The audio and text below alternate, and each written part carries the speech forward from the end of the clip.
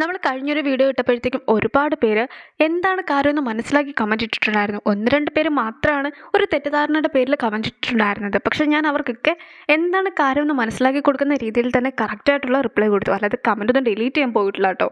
അപ്പോഴത്തെ ഒരു സമയത്ത് എൻ്റെ അവസ്ഥ നിങ്ങളെയും കൂടി അറിയിക്കണമെന്ന് എനിക്ക് തോന്നി. അത്ര മാത്രമേ ഉള്ളൂ. എന്തായാലും ഞാൻ അതും കൊണ്ട് എല്ലാ കാര്യവും നിർത്തിയിട്ടുണ്ട്. അതായത് ഞാൻ പറയാനുള്ള എല്ലാ കാര്യവും വീഡിയോയിൽ ഇൻക്ലൂഡ് ചെയ്തിട്ടുണ്ടായിരുന്നു.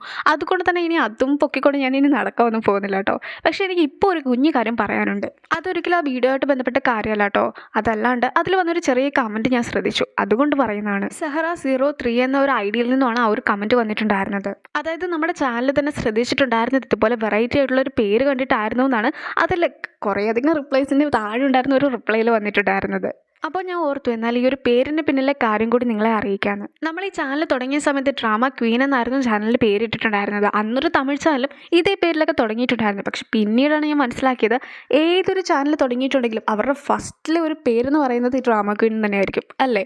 അപ്പോൾ ഞാൻ ഓർത്തു ഒരേ പേരുള്ള ഒരുപാട് പേരിരിക്കുമ്പോഴത്തേക്കും ഈ ചാനൽ ഏതാ ആ ചാനൽ ഏതാ ഫുൾ കൺഫ്യൂഷൻ ആവുമല്ലോ ആൾക്കാർക്ക്. പോരാത്തിന് സെർച്ച് ചെയ്തിട്ടുണ്ടെങ്കിൽ ഒരു 100 ചാനൽ കാണിക്കുകയും ചെയ്യും. അപ്പോഴാണ് ഞാൻ ഓർത്ത് എന്നാൽ നമുക്ക് പുതിയൊരു പേര് കണ്ടുപിടിക്കാമെന്ന്. എനിക്കിപ്പോൾ വർക്ക് ചെയ്യുന്ന സ്ഥലത്ത് നിന്ന് പുതിയൊരു ഫ്രണ്ടിനെയൊക്കെ കിട്ടിയിട്ടുണ്ടായിരുന്നു, റോസ്മേരി എന്ന് പറഞ്ഞിട്ട്. അപ്പോൾ ഞാൻ അവളോട് ഇങ്ങനെ പറഞ്ഞു, എടി എൻ്റെ ചാനലിൽ പുതിയൊരു പേര് എനിക്ക് വേണമെന്ന് പറഞ്ഞു.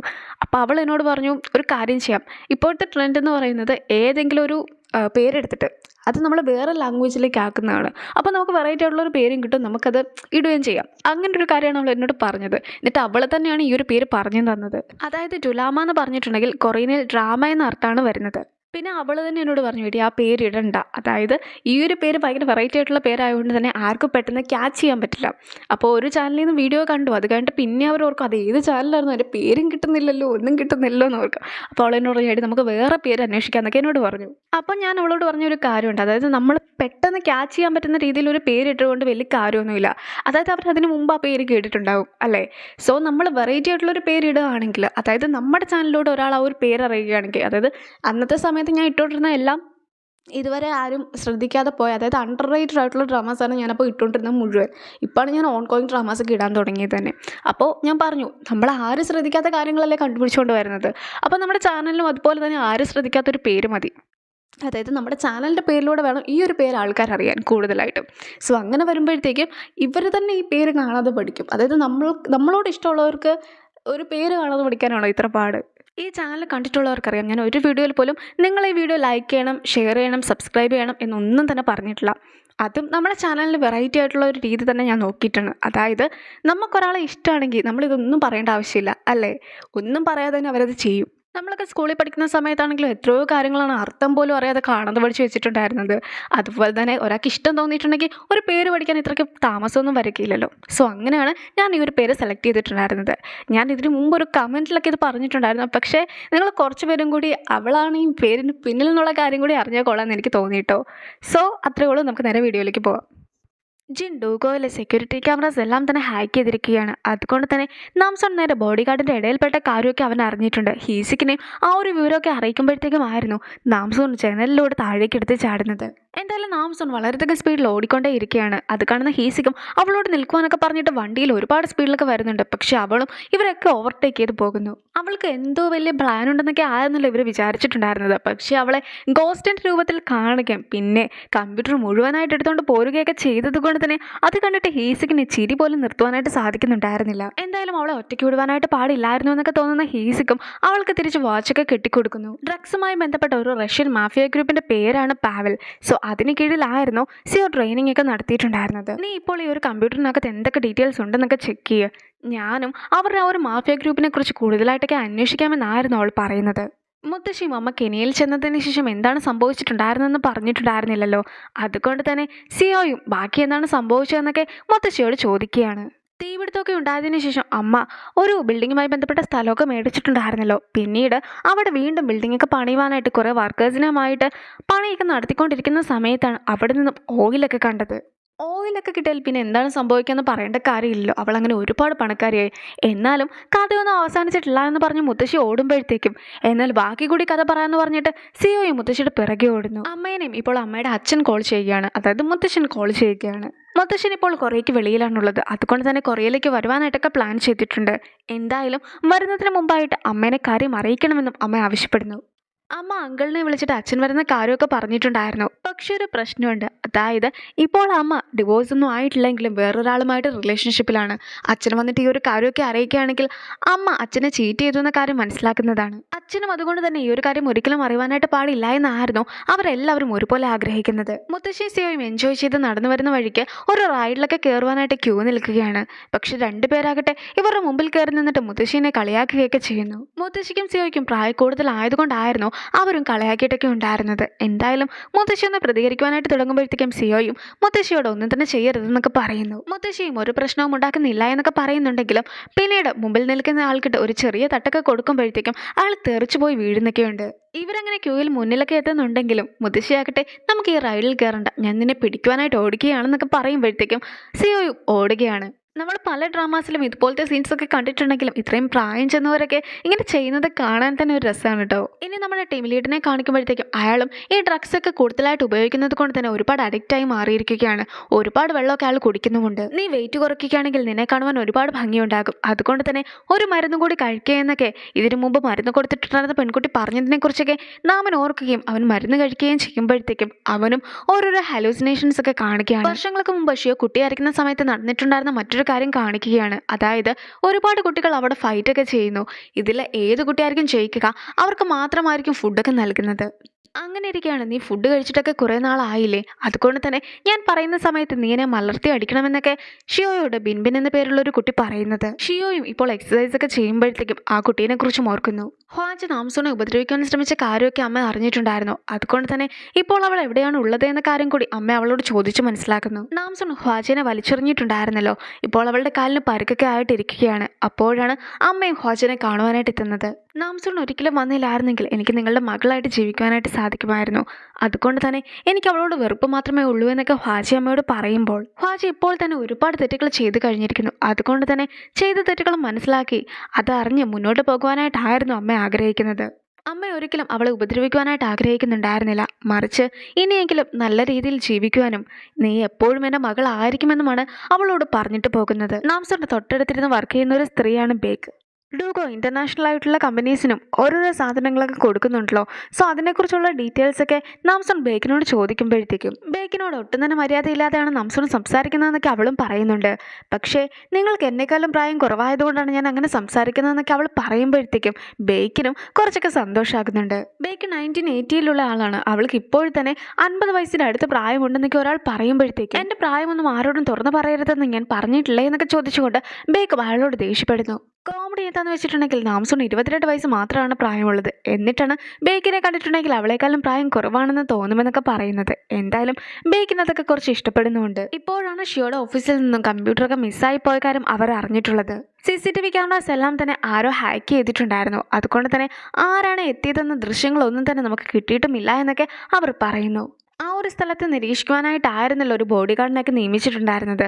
പക്ഷെ അയാൾക്ക് കറക്റ്റായിട്ട് അയാളുടെ ജോലി ചെയ്യുവാനായിട്ട് സാധിച്ചില്ല. അതുകൊണ്ട് തന്നെ ഷിയോനെ പ്രൊട്ടക്റ്റ് ചെയ്യാതിരിക്കുന്നതിന് തുല്യമാണ് അതേന്നൊക്കെ പറഞ്ഞിട്ട് അവനും കയ്യിലുണ്ടായിരുന്ന കത്തിയൊക്കെ വെച്ചിട്ട് അയാളുടെ കാലിനിട്ട് കുത്തുന്നു. ഡൂഗോയുടെ പിന്നിലുള്ള ശരിക്കുമുള്ള ആളുകൾ ആരൊക്കെയാണെന്നുള്ള കാര്യമൊക്കെ അമ്മയ്ക്ക് അറിയണമെന്ന് നേരത്തെ പറഞ്ഞിട്ടുണ്ടായിരുന്നല്ലോ. അതുകൊണ്ട് തന്നെ അതുമായി ബന്ധപ്പെട്ട സർട്ടിഫിക്കറ്റ്സും കാര്യങ്ങളും എല്ലാം തന്നെ ഷിയോ നേരത്തെ തന്നെ മാറ്റിയിട്ടുണ്ടായിരുന്നു. ഷിയോയുടെ കമ്പ്യൂട്ടറിൽ നിന്നും അവർക്ക് അധികം കാര്യങ്ങളൊന്നും തന്നെ കിട്ടുന്നില്ല, ഒരു ഫോട്ടോസൊക്കെ കിട്ടുന്നുള്ളൂ. പക്ഷേ ഈ ഒരു ഡ്രഗ്സുമായി ബന്ധപ്പെട്ട എല്ലാ കാര്യങ്ങളും കൊറിയയിൽ മാത്രമല്ല ഇതൊരു ഇന്റർനാഷണൽ ലെവലിലേക്ക് എത്തിക്കണമെന്നായിരുന്നു ഷിയോ ആദ്യം മുതൽക്കേ ആഗ്രഹിച്ചിട്ടുണ്ടായിരുന്നത്.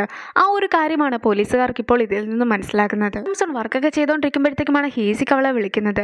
പക്ഷേ അവർ സംസാരിക്കുന്ന സമയത്ത് വേറെ ആരും തിരിച്ചറിയാതിരിക്കുവാനായിട്ട് നാംസോൺ മറ്റു പല കാര്യങ്ങളുമാണ് പറയുന്നത്. പിന്നീട് അവൾ മാറിപ്പോയി നിന്ന് സംസാരിക്കുമ്പോഴത്തേക്കുമാണ് ഷിയോയുടെ കമ്പ്യൂട്ടറിൽ നിന്നും യാതൊരു വിധത്തിലുള്ള രേഖകളും കിട്ടിയിട്ടില്ല എന്ന കാര്യമൊക്കെ ഹീസിക്ക് അറിയിക്കുന്നത്. നാംസോൺ ഇന്റർനാഷണൽ ലെവലുമായിട്ട് ബന്ധപ്പെട്ട ഡിപ്പാർട്ട്മെന്റിലേക്കാണ് വർക്ക് ചെയ്യുന്നത്. അതുകൊണ്ട് തന്നെ ഇത്തവണ നീ കമ്പ്യൂട്ടറൊന്നും എടുത്തുകൊണ്ട് വരുവാനായിട്ട് നോക്കരുത്, മറിച്ച് ഏതെങ്കിലും ലിസ്റ്റ് മാത്രമേ എടുത്തുകൊണ്ട് വരാവൂ എന്നൊക്കെ ഹീസിക പ്രത്യേകമായിട്ട് അവളോട് പറയുന്നു. സിയോയ്ക്ക് കോഫിയൊക്കെ ഉണ്ടാക്കുവാനുള്ള എളുപ്പത്തിന് വേണ്ടിയിട്ട് മുത്തശ്ശിയും അവിടെ ഇരുന്നിട്ടുണ്ടായിരുന്ന കോഫിയുടെ ബീൻസൊക്കെ സ്വന്തം കൈകൊണ്ട് തന്നെ പൊടിച്ചൊക്കെ കൊടുക്കുകയാണ്. പക്ഷെ മുത്തശ്ശിയുടെ മനോഹരമായിട്ടുള്ള കൈകൾക്ക് റെസ്റ്റൊക്കെ കൊടുക്കണമെന്ന് സിയോ പറയുമ്പോഴത്തേക്കും മുത്തശ്ശി പോലും നാണിച്ചു പോകുന്നു. അങ്ങനെ ഇരിക്കെ നാമിനെ വർക്കിനൊന്നും കണ്ടിട്ടുണ്ടായിരുന്നില്ലല്ലോ എന്നൊക്കെ സിയോ പറയുമ്പോഴത്തേക്കും നാമിനെയും കാണിക്കുകയാണ്. അവനിപ്പോൾ ഒരുപാട് വെള്ളമൊക്കെ കുടിച്ചുകൊണ്ടേയിരിക്കുന്നു. നാംസോൺ ഇപ്പോൾ ബേക്കിനെ കയ്യിലെടുക്കുവാനായിട്ട് ഒരു ജ്യൂസൊക്കെ ആയിട്ട് അവളുടെ അടുത്തേക്ക് ഓടിച്ചെല്ലുകയാണ്. ഡൂക്കോ കമ്പനി ആകട്ടെ ഷിപ്പിൽ ഏതൊക്കെ സാധനങ്ങളാണ് വെളിയിലേക്ക് അയച്ചു കൊടുക്കുന്നതെന്നൊക്കെ അറിയുവാനായിട്ടായിരുന്നു നാംസൺ ഇങ്ങനെ ഇവളുടെ പിറകെയൊക്കെ നടക്കുന്നത്. പക്ഷെ എന്തൊക്കെ വന്നിട്ടുണ്ടെങ്കിലും ആ ഒരു വിവരങ്ങളൊന്നും തന്നെ അവളെ അറിയിക്കുകയില്ല എന്നൊക്കെ ബേക്ക് പറയുമ്പോഴത്തേക്കും അവൾ കൊടുത്തിട്ടുണ്ടായിരുന്ന ജ്യൂസ് അവൾ തന്നെ എടുത്ത് കുടിക്കുന്നു. അങ്ങനെ ഇരിക്കുകയാണ് അവളൊരു വാർത്ത കാണുന്നത്. അവൾ മാത്രമല്ല പോലീസ് ടീമും ആ ഒരു വാർത്തയൊക്കെ കാണുന്നു. ഷിയോയും ഇന്റർനാഷണൽ ലെവലിലേക്ക് ബിസിനസ്സൊക്കെ കൊണ്ടുവന്നിട്ടുണ്ടായിരുന്നല്ലോ, അതുകൊണ്ട് തന്നെ $40 മില്യൺ അയാൾക്ക് കിട്ടിയിട്ടുണ്ടെന്നായിരുന്നു ആ ഒരു വാർത്തയിൽ പറയുന്നതും. ഇതിൻ്റെ അകത്ത് എന്തോ ഒരു ഉടായ്പൊക്കെ മണക്കുന്നുണ്ടെന്നുള്ള കാര്യം അവർക്ക് എല്ലാവർക്കും മനസ്സിലാക്കുന്നു. ഹീസിക്ക് ഇപ്പോഴും ഹെറിറ്റേജ് ക്ലബിന്റെ ഡീറ്റെയിൽസ് ഒക്കെ നോക്കിക്കൊണ്ടിരിക്കുകയാണ്. അതിൻ്റെ അകത്ത് ഇവരുടെ പോലീസിന്റെ ഒരു ജനറൽ പോലും ഉണ്ടായിരുന്നു. ഹെറിറ്റേജ് ക്ലബിന്റെ അകത്ത് നിന്നും ഒരു ലീഡൊക്കെ കിട്ടുമെന്ന പ്രതീക്ഷയിലാണ് ഹീസിക്ക് ഇരിക്കുന്നതും. അതുകൊണ്ട് തന്നെ അവൻ അവിടെ അന്വേഷിക്കുവാൻ പോകുവാനും തയ്യാറായിരുന്നു. പക്ഷെ എന്തെങ്കിലും ഒരു കണക്ഷൻസ് ഒക്കെ ഉണ്ടെങ്കിൽ മാത്രമേ ആ ഒരു ഹെറിറ്റേജ് ക്ലബിന്റെ അകത്തേക്ക് പോലും കടക്കുവാനായിട്ട് സാധിക്കുകയുള്ളൂ. അതുകൊണ്ട് തന്നെ അവൻ ഏത് വഴിക്ക് പോകുമെന്ന സംശയത്തിൽ ബാക്കി പോലീസുകാരൊക്കെ ഇരിക്കുമ്പോഴത്തേക്കും എനിക്കും അതുപോലെ ഒരു കണക്ഷൻ ഉണ്ടെന്നാണ് അവന് പറയുന്നത്. ഈ ഒരു കമ്പ്യൂട്ടറൊക്കെ മോഷണം പോയത് കൊണ്ട് തന്നെ അമ്മേനെ ആയിരുന്നു ഷിയോയ്ക്ക് സംശയമുണ്ടായിരുന്നത്.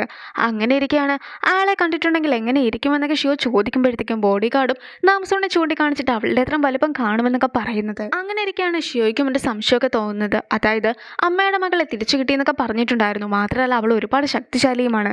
അതുകൊണ്ട് തന്നെ നാംസോണും ഈ ടെറ്റ്സക്കും ഒരേ ആൾ തന്നെ ആണോ എന്ന സംശയത്തിൽ ഷിയോയും അത് അന്വേഷിക്കാനായിട്ടൊക്കെ പോകും. നീയും എൻ്റെ മകൾ തന്നെയാണെന്നൊക്കെ അമ്മ പറഞ്ഞിട്ടുണ്ടായിരുന്നതിനെ കുറിച്ച് ഹാജി ഓർക്കുമ്പോഴത്തേക്കുമാണ് ഹാജനെ കാണുവാനായിട്ട് ഒരാൾ എത്തുന്നത്. ഷിയോ ആയിരുന്നു ഹാജനെ കാണുവാനായിട്ട് എത്തിയത്.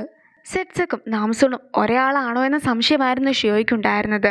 അതുകൊണ്ട് തന്നെ ആ ഒരു കാര്യമൊക്കെ ഹാജയുടെ അടുത്തും അവൻ ചോദിക്കുന്നു. ഇപ്പോൾ ഹാജ പറയുന്നത് തെറ്റായിട്ടുള്ളൊരു കാര്യമാണെങ്കിൽ അവളെ കൊന്നു കളയുമെന്നും പക്ഷെ ശരിയാണെങ്കിൽ നിനക്ക് ശിക്ഷയൊന്നും കിട്ടാതെ ഞാൻ നിന്നെ രക്ഷിച്ചോളാമെന്നും ഷിയോ വാക്ക് നൽകുന്നുണ്ട്.